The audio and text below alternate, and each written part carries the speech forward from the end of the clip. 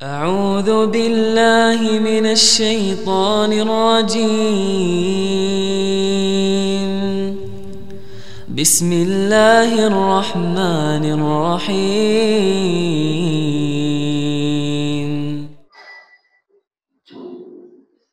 السلام عليكم ورحمة الله وبركاته.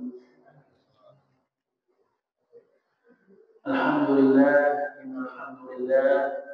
نحمده ونستعينه ونستغفره ونعوذ بالله من شرور أنفسنا ومن سيئات أعمالنا. من يهده الله فلا مضل له ومن يضلله فلا هادي له. أشهد أن لا إله إلا الله وحده لا شريك له وأشهد أن محمدا عبده ورسوله. أما بعد. Alhamdulillah, segala puji marilah kita panjatkan kehadirat Allah Subhanahu wa taala. Salawat dan salam selalu kita aturkan kepada junjungan kita waswasana kita Nabi Muhammad sallallahu alaihi wasallam. Bapak Ibu rahimani wa rahimakumullah.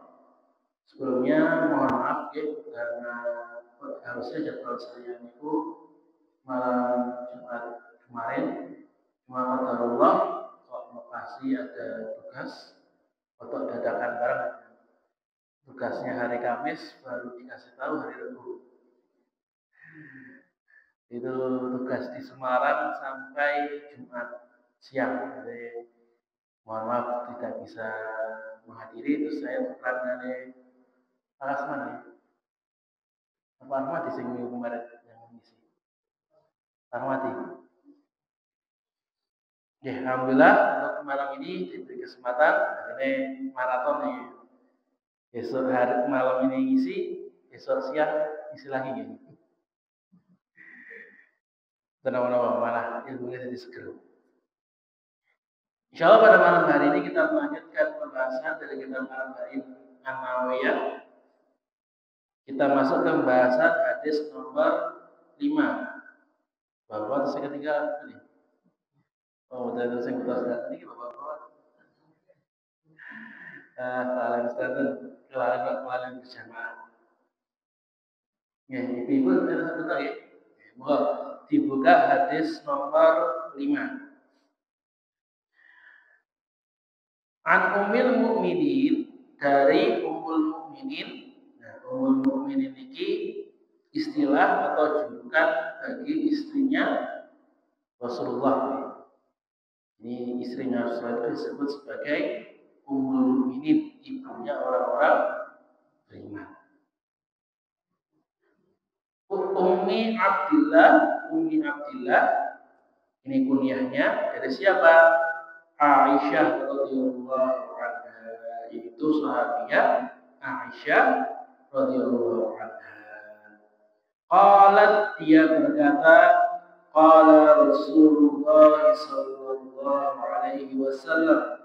Rasulullah sallallahu alaihi wasallam bersabda. Apa sabda beliau? Man ahdatsa, man niku barang siapa, ahdasa niku mengada-ngada, membuat hal-hal yang baru, fi umrina ada, di dalam urusan kami ini, yaitu maksudnya urusan agama, ma laisa minhu, yang bukan berasal darinya, maksudnya tidak ada landasannya, tidak ada dalilnya, fahuwa raddun, maka dia tertolak. Rawahu Bukhari wa Muslim, riwayat Bukhari dan Muslim, wa fi riwayat Muslim, dan dalam riwayat Muslim dia bersabda, man amila amalan, barang siapa yang beramal dengan suatu amalan, laisa alaihi amruna, yang tidak pernah kami perintahkan, yang bukan termasuk urusan agama kami, fahuwa raddun, maka dia tertolak. Maka jemaah rahimani wa rahimakumullah, di sini hadis ini diriwayatkan oleh Aisyah radhiyallahu anha, ya istri Rasulullah.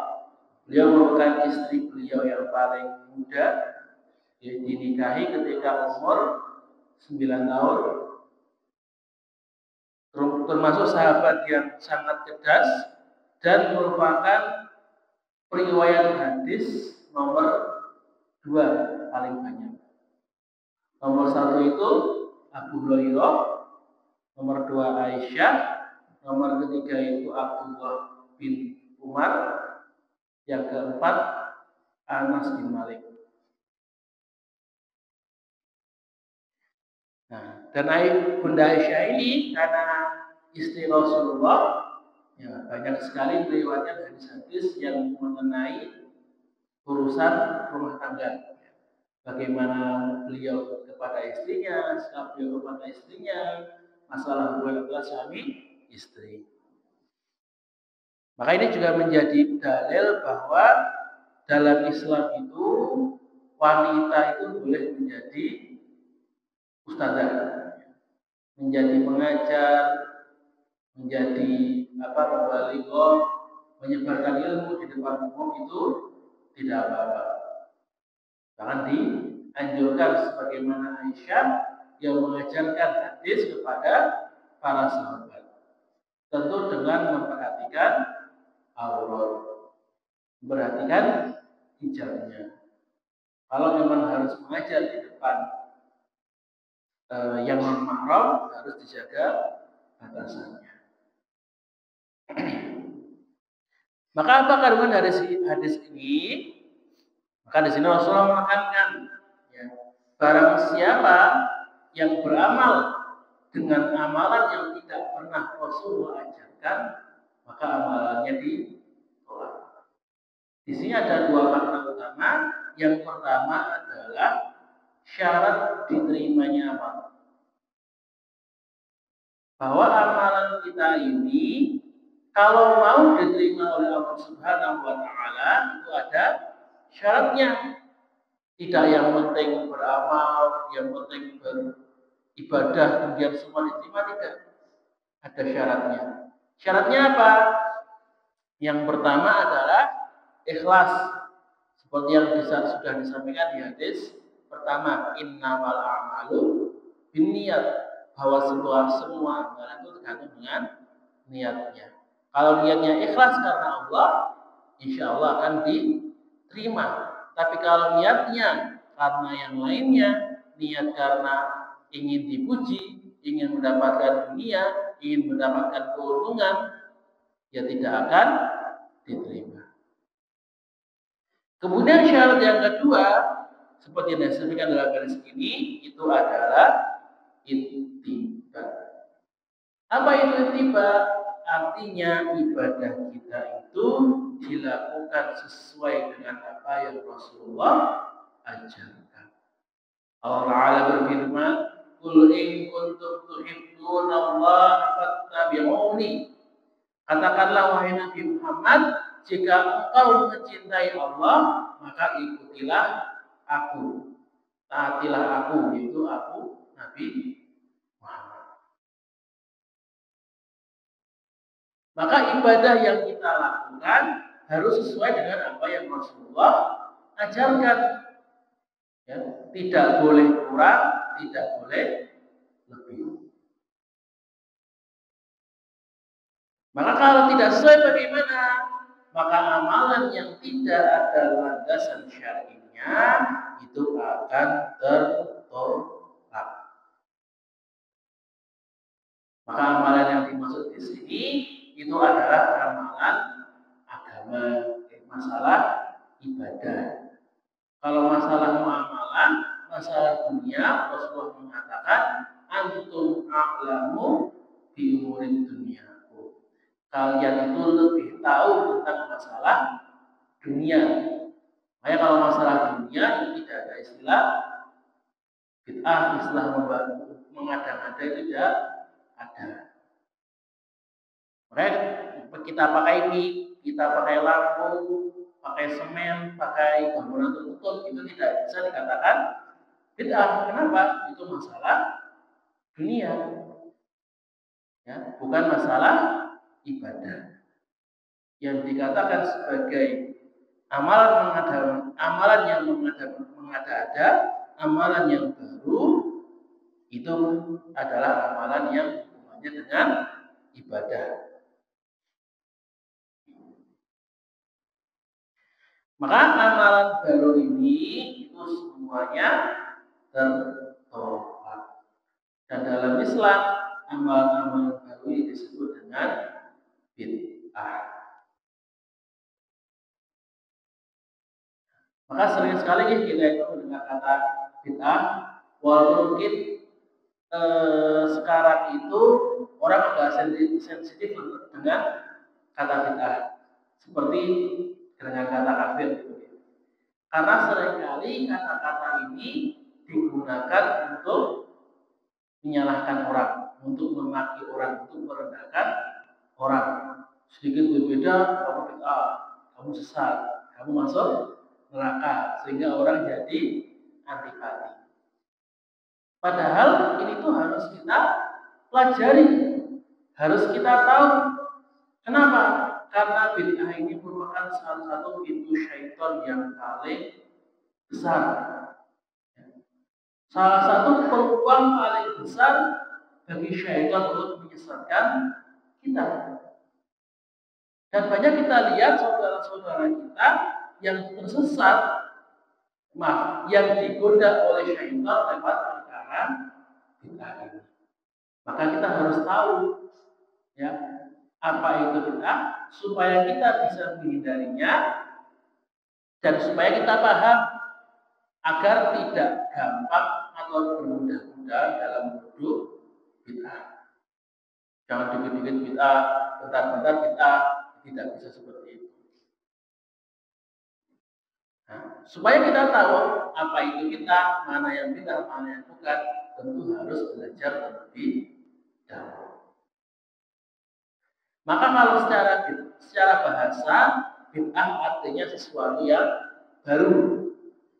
Ya, makanya inovasi namanya bid'ah. Jadi kalau misalnya kita bilang masjid itu bid'ah, bangunan masjidnya ya, mik itu bid'ah, meja itu bid'ah, karpet itu bid'ah, ya benar. Karena zaman dulu itu belum ada. Yang dulu belum ada kemudian dibuat, itu namanya bid'ah. Itu secara bahasa. Tapi kalau secara istilah, bid'ah yang dilarang dalam Islam maknanya adalah suatu perbuatan yang menyerupai syariat Islam yang dimaksudkan untuk apa? Untuk mencari pahala yang tidak ada landasannya, yang dibuat tanpa ada dalil.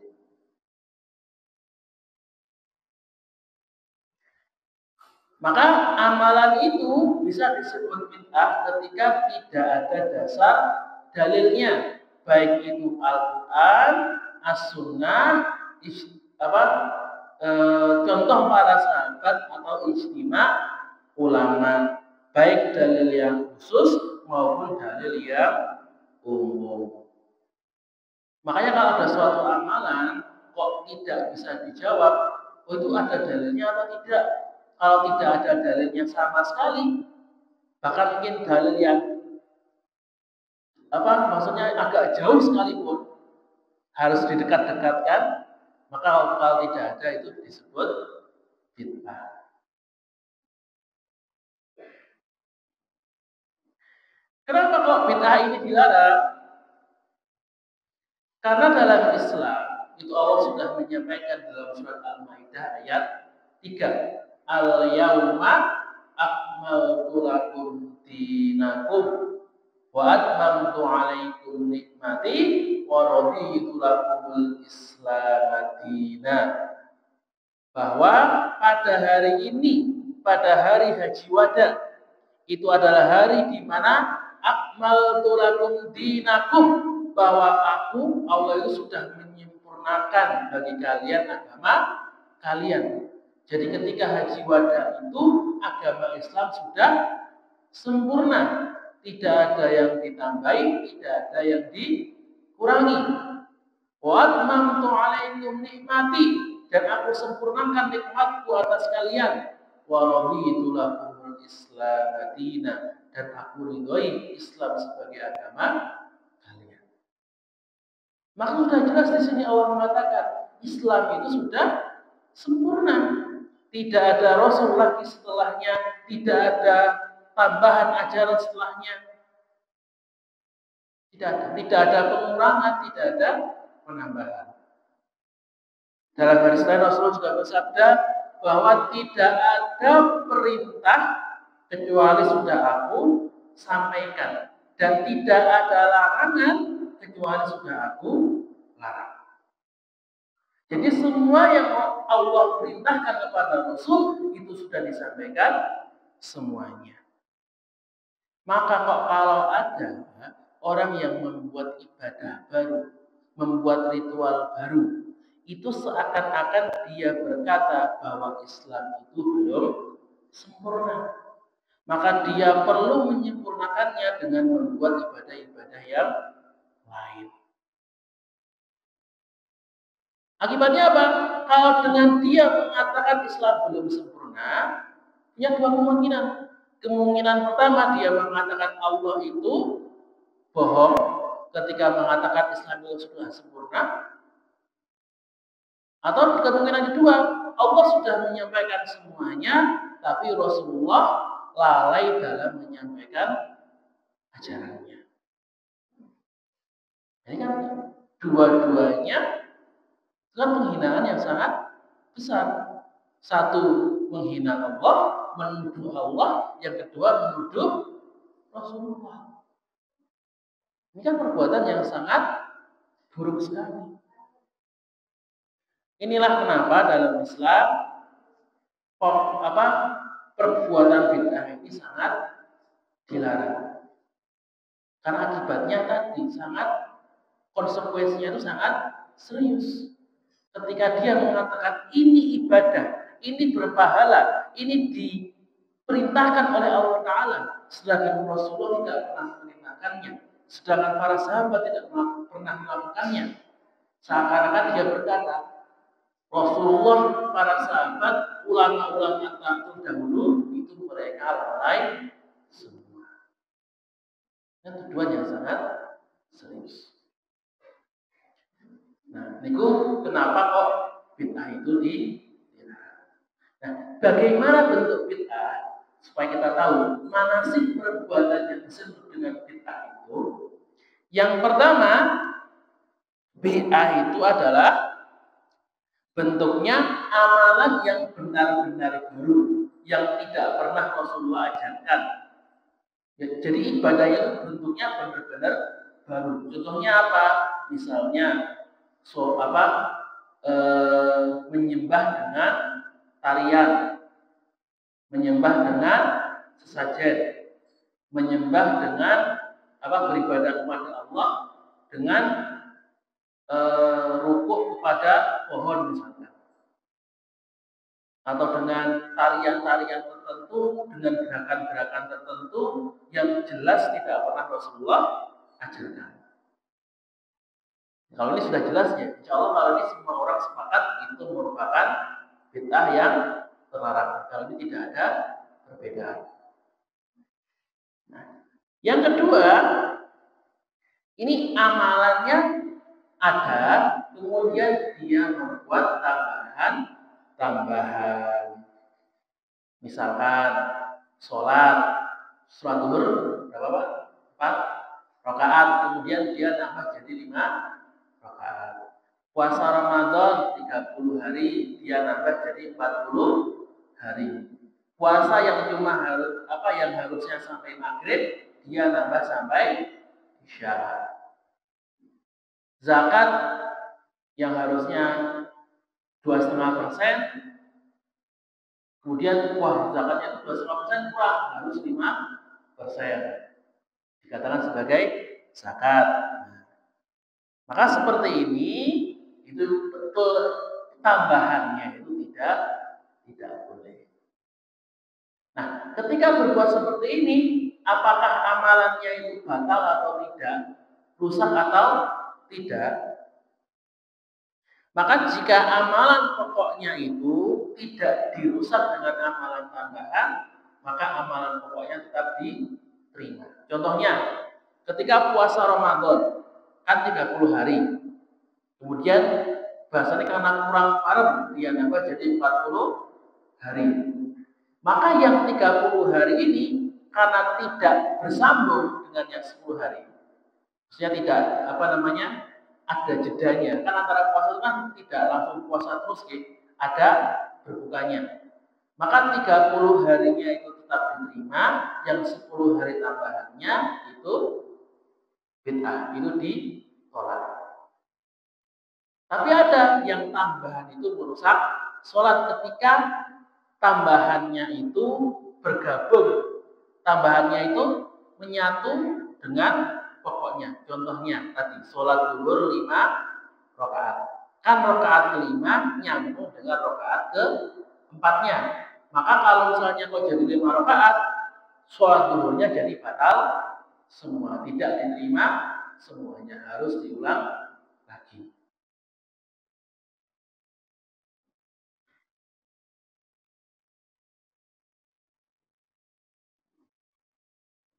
Kemudian yang ketiga, maaf, tadi masih untuk yang masalah tambahan tadi, ketika untuk amalan yang tidak ada batasannya, maksudnya itu ada ukuran tapi boleh lebih, misalkan seperti zikir. Zikir itu kan ada yang punya ada jumlahnya, misalnya kalau setelah sholat baca subhanallah 33 kali, alhamdulillah 33 kali, kemudian Allahu Akbar 33 kali, kemudian baca istighfar itu sehari 100 kali, kemudian zikir pagi petang itu ada yang 3 kali, ada yang 1 kali. Nah, kalau seperti ini itu kan ada jumlah tapi boleh dilebihkan, boleh ditambah. Nah, kalau boleh ditambah seperti ini, kalau misalkan membuat penambahan itu boleh selama tambahannya itu tidak dianggap sebagai ibadah yang baru. Misalkan subhanallah bacanya jadi 100 kali boleh tidak, berapa-berapa. Tapi yang punya pahala, maksudnya yang punya pahala khusus adalah yang 33 pertama. Nah, 37 sampai 100, 34 sampai 100 itu dihitung sebagai zikir biasa, sebagai tambahan saja. Kalau tadi ketika zakat lebih dari 2,5% bayarnya boleh tidak? Boleh. Tapi yang dihitung zakat hanya 2,5%-nya, kelebihannya dihitung sebagai sedekah, tidak dianggap sebagai zakat. Kemudian yang ketiga untuk bid'ah itu adalah amalan itu ada tuntunannya, namun seseorang itu mengerjakan dengan menyelisih ketentuan yang ada. Jadi ini ibadah sudah ada ritualnya, sudah ada caranya. Misalnya sudah ada waktunya kapan, tempatnya di mana, jumlahnya berapa, cara melakukannya bagaimana. Kemudian ada orang yang melakukan ibadah itu, tapi cara pengerjaannya itu diselewengkan. Misalkan masalah waktu, yang misalnya haji itu harusnya di bulan Dzulhijjah, kemudian malah dikerjakan di bulan Muharram misalkan. Itu kan menyelewengkan dalam masalah waktu. Atau dalam masalah tempat, haji yang harusnya di Makkah malah dikerjakan di Indonesia. Nah, ini kan tempatnya menyelewengkan tempat.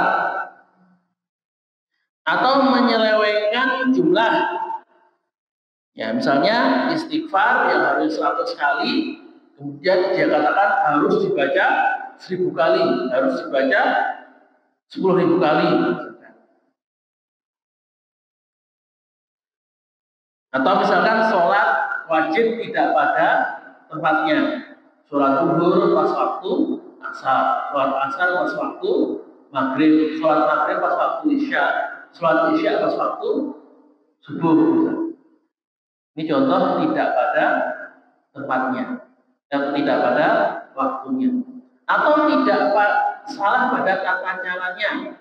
Misalkan sholat sambil nari-nari, baca Quran sambil musik, baca Quran pakai gamelan, pakai alat musik, sholawatan sambil nari-nari sambil joget. Jadi ini ibadahnya benar, tapi pada cara pengerjaannya, baik dari segi tata cara, dari segi waktu, dari segi tempat, itu ada yang diselewengkan. Ini juga termasuk bid'ah yang dilarang. Ketika Rasulullah sudah bilang ini tempatnya harus di sini, caranya seperti ini, ya tidak boleh diada-adakan, tidak boleh diubah-ubah. Misalnya tadi, ketika doa, ketika zikir itu harus tenang, zikir itu harus khusyuk. Ya nggak boleh kok zikir dengan cinta, zikir dengan joget, dengan tari-tarian, itu bukan zikir. Ketika haji itu harus di Mekah, harus ketika bulan Dzulhijjah. Itu tidak boleh diubah. Musuh haji jadi ke Jakarta ketika bulan Januari Februari misalkan, juga tidak boleh. Nah, yang keempat, kalau tadi kan kalau yang ketiga itu amalan yang sudah jelas aturannya kemudian diselewengkan. Nah, yang keempat ini adalah amalan-amalan yang sifatnya umum. Contohnya zikir, ya, puasa sunnah, sholat sunnah, baca Quran, yang sifatnya itu umum, tidak ada batasan jumlah, tidak ada batasan waktu, tidak ada batasan cara melakukannya. Kemudian dia itu mengistimewakan, mengkhususkan tempat, mengkhususkan cara, jumlah, atau yang lainnya dengan meyakini ada keutamaan dalam kekhususan tersebut. Contohnya, mengkhususkan berpuasa di hari Jumat karena meyakini keutamaannya. Ya, itu kan mengkhususkan dalam hal waktu, atau mengkhususkan dalam hal tempat. Misalkan sengaja berziarah ke makam wali, makam kiai, itu mengkhususkan tempat. Atau mengkhususkan waktu juga, misalnya mengkhususkan membaca berjanjian ketika maulid, mengkhususkan membaca manaqib ya, Abdul Qadir Jailani itu katanya. Nah, dan baca istighfar yang dengan jumlah-jumlah tertentu, misalnya baca istighfar 1000 kali, baca sholawat 2000 kali, baca tadi berjanjian 5000 kali misalnya, dengan jumlah-jumlah yang tertentu. Nah, kemudian pengkhususan ini dia ini memiliki keutamaan. Jadi kenapa membaca sholawat 4000 kali? Wah, karena supaya dapat pahala, ada pahala khususnya, ada keutamaan khusus. Kenapa ketika maulid harus baca berjanjian, harus baca sholawat ini, sholawat itu? Karena ada pahalanya. Nah, pengkhususan ini kalau tidak ada dalilnya, tidak ada dasarnya, itu bid'ah. Kalau ada dalil bagaimana? Ya tidak apa-apa. Contohnya, setiap Jumat disunahkan membaca Al-Kahfi, disunahkan membaca sholawat. Nah, itu kan ada dalil, dilaksanakan tidak apa-apa. Nah, tapi misalkan kita mau merutinkan ibadah, tapi tidak menganggap ada kelebihannya, ada keutamaannya. Misalkan saya itu setiap hari selalu sholat sunnah setelah wudhu. Ini ada dalilnya ya. Kan selalu merutinkan, jadi setiap wudhu selalu sholat sunnah, setiap wudhu selalu sholat sunnah, dan ini saya rutinkan. Boleh tidak? Tidak apa-apa. Atau misalkan setiap Jumat itu merutinkan membaca surat Yasin. Kan membaca Al-Quran kan secara umum boleh ya. Tapi ketika merutinkan ini tidak diyakini ada pahala khusus. Jadi ya memang sengaja baca Yasin saja. Tapi kalau misalkan tidak baca ya tidak apa-apa. Kalau membaca tidak meyakini ada pahala khususnya. Kalau seperti ini tidak apa-apa. Yang tidak boleh ketika misalkan saya merutinkan membaca Yasin di malam Jumat karena saya meyakini ada kekhususannya, ada keutamaannya, ada fadilahnya. Ketika sudah ada fadilah-fadilah seperti ini, kalau tidak ada dalil, maka fadilah-fadilah itu semuanya bid'ah. Tapi itu kalau merutinkan dalam masalah waktu saja ya. Tapi kalau misalnya merutinkan dalam masalah jumlah, misalnya baca Yasin sampai 3 kali, baca Yasin sampai 5 kali, atau misalnya urutannya harus baca Yasin, baca Al-Mulk, baca surat ini. Nah, kalau seperti itu lebih baik jangan dilakukan. Kalau tidak ada dasar, tidak ada dalil, itu harus ditinggalkan. Ini bagi bentuknya. Jadi kalau untuk amalan-amalan yang sifatnya makhluk maksudnya sudah ada aturan jelasnya, maka disebut bid'ah ketika menyalahi aturan yang sudah ada. Nah, ibadah yang makhluk itu biasanya ibadah-ibadah wajib seperti sholat wajib, puasa wajib, zakat dan haji. Nah, itu kan sudah ada keterangannya jelas. Sholat wajib itu berapa rakaat, waktunya kapan, bagaimana pelaksanaannya. Nah, itu kalau diubah itu jadi bid'ah. Amalannya tertolak.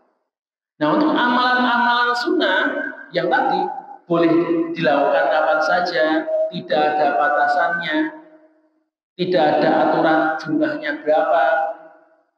Nah, itu dikatakan bid'ah ketika ada orang yang mengkhususkan, ya ini ya misalnya mengkhususkan, baik mengkhususkan hari, jadi harus baca di hari ini, harus baca di jam ini, atau mengkhususkan tempat, harus datang ke tempat ini, misalnya tadi harus ziarah itu harus di kuburan wali, doanya harus di tempat ini, sholatnya harus di tempat ini, atau mengkhususkan jumlah bacanya harus 5 kali, harus 10 kali, harus 100 kali. Nah, ketika ada pengkhususan dan dia meyakini bahwa ada fadilah di dalam pengkhususan tersebut dan tidak ada dalil, maka itu baru disebut bid'ah. Nah, itu ya. Jadi pertama ada pengkhususannya, yang kedua ada keyakinan tentang fadilahnya, tentang keutamaannya, yang ketiga tidak ada dalilnya. Ketika tiga itu ada, baru bisa dikatakan bid'ah. Kalau misalkan dia mengkhususkan waktunya, tapi tidak meyakini fadilah, dia meyakini saya kan hanya rutin saja. Setiap Jumat saya baca Yasin, tapi tidak meyakini bahwa itu ada istimewaannya, maka itu belum bisa dikatakan bid'ah. Atau dia mengkhususkan, dia meyakini fadilahnya dan ada dalilnya, itu juga tidak dikatakan bid'ah. Contohnya tadi membaca surat Al-Kahfi. atau dia meyakini fadilahnya tapi tidak mengkhususkannya. Contohnya, kan kalau zikir ada ya meyakini keutamaannya. Baca Yasin ada pahalanya, baca tahlil ada pahalanya, baca istighfar ada pahalanya, sholawat ada pahalanya, tapi dia tidak mengkhususkan. Jadi baca sholawat harus di saat ini, baca Yasin harus di saat ini, baca tahlil harus di saat ini. Maka itu juga tidak dikatakan bid'ah. Wa jamaah rahimani wa rahimakumullah. Maka bagaimana kita menanggapi kalau bertemu dengan amalan-amalan bid'ah ini? Maka ini perlu kita bedakan antara tentang amalannya dan tentang pelakunya. Kalau amalannya harus jelas kita tolak, itu adalah amalan bid'ah. Kita jangan melakukannya, jangan mengamalkannya. Nah, bagaimana dengan orang yang melakukan perbuatan tersebut? Nah, maka ini kita harus mendakwahinya dengan hati-hati. Jangan langsung, wah itu kamu ahli bid'ah, kamu pelaku bid'ah, itu jangan langsung ditembak seperti itu.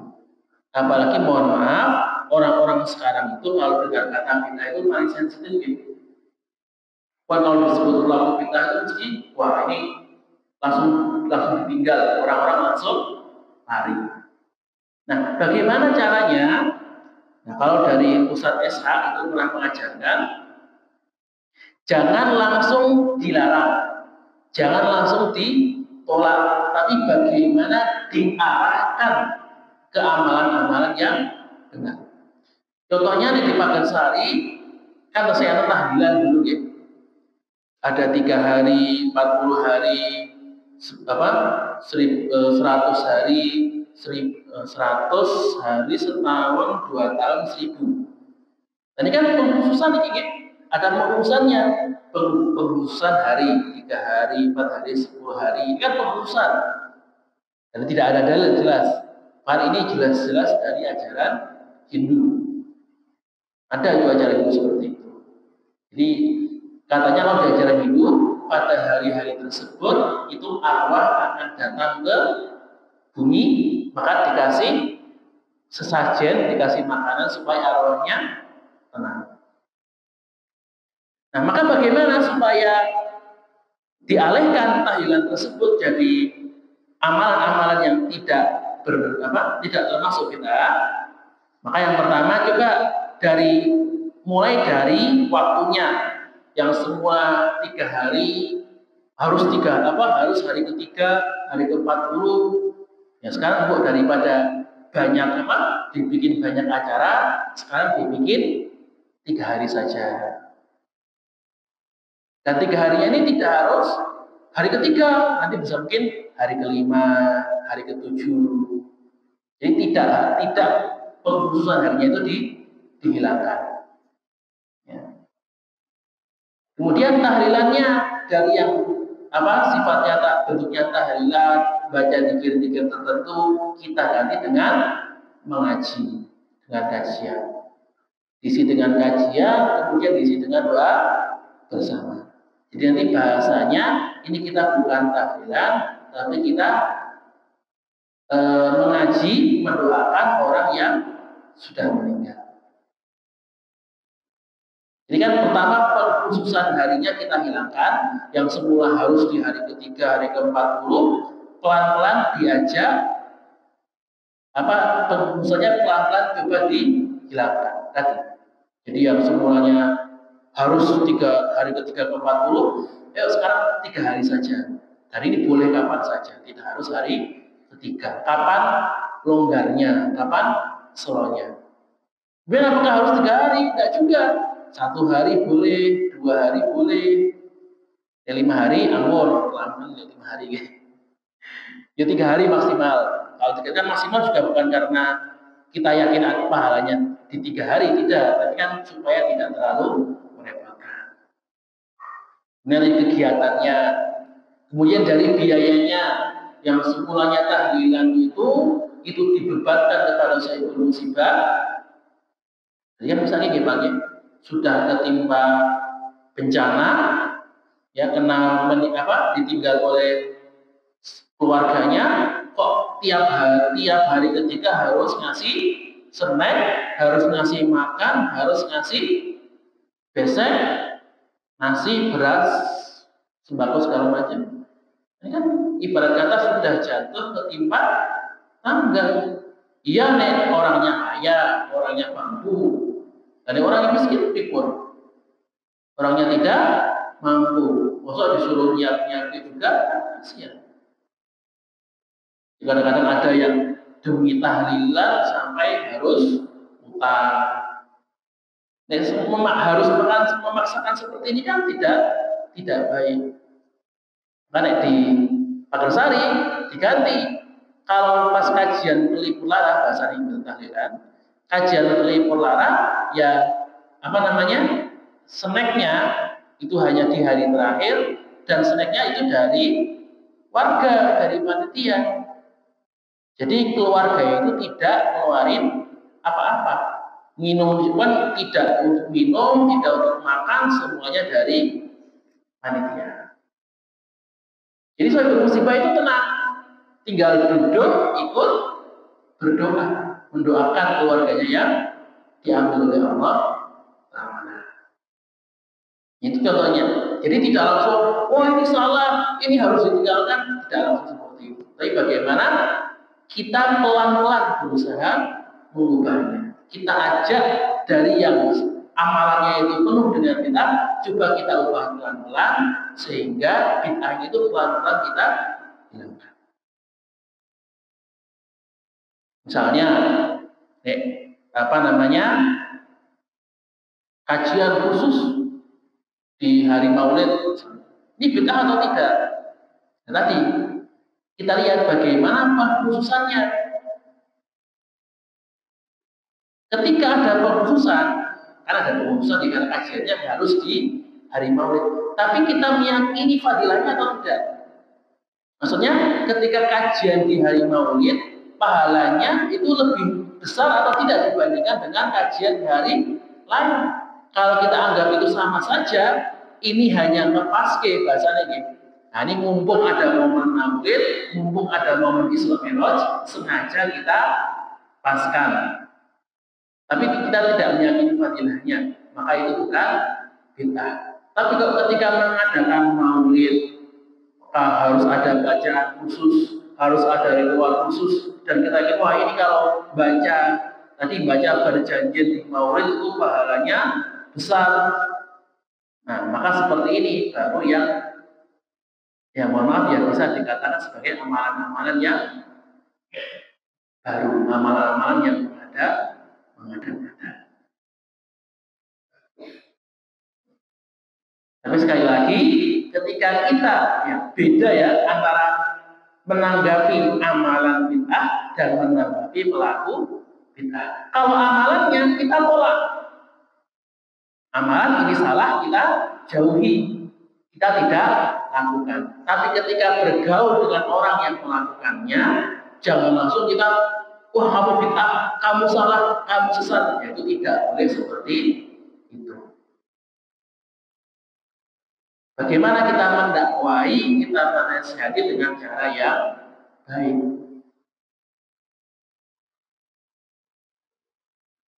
Ya mungkin kalau tidak langsung tadi, pertama jangan langsung melarang, jangan langsung menyesatkan, tapi bagaimana kita mengubah pelan-pelan, kita mengajak pelan-pelan supaya yang amalan-amalan yang tidak pas seperti itu, bagaimana kita arahkan kepada amalan yang lebih baik. Wa jamaah rahimani wa rahmatullah, sudah mau jam 8 pas 45 menit, masih ada 5 menit lagi. Maka sebelum saya tutup ada pertanyaan terlebih dahulu. Bapak, ada? Ibu-ibu? Bapak? Nah, tidak ada? Kalau tidak ada, nanti insya Allah kita lanjutkan besok siang ya. Nanti pada Jumatan materinya insya Allah tentang perbedaan antara wali Allah dan wali syaitan, antara karamah dan sihir. Bagaimana membedakan kalau misalnya ada orang yang punya keajaiban, apakah keajaiban itu datang dari Allah atau malah datangnya dari syaitan? Insya Allah kita akan kita bahas besok siang. Kalau tidak ada pertanyaan, kalau ada, saya juga sampai di sini. Jika ada salah kata, maka datangnya dari diri saya sendiri dan saya mohon maaf sebesar-besarnya. Dan jika ada kebenaran, maka datangnya dari Allah Subhanahu wa Ta'ala. Dan semoga kebenaran ini terterapkan dalam kehidupan kita sehari-hari. Bila taufiq wal hidayah wal hinayah nur wal aqlam ma yasurun wastabiqul khairat subhana rabbika rabbil izzati amma yasifun wa salamun alal mursalin walhamdulillahi rabbil alamin. Thumma assalamu alaikum warahmatullahi wabarakatuh. سبحان ربك رب العزة عما يصفون وسلام على المرسلين والحمد لله رب العالمين. صدق الله العظيم.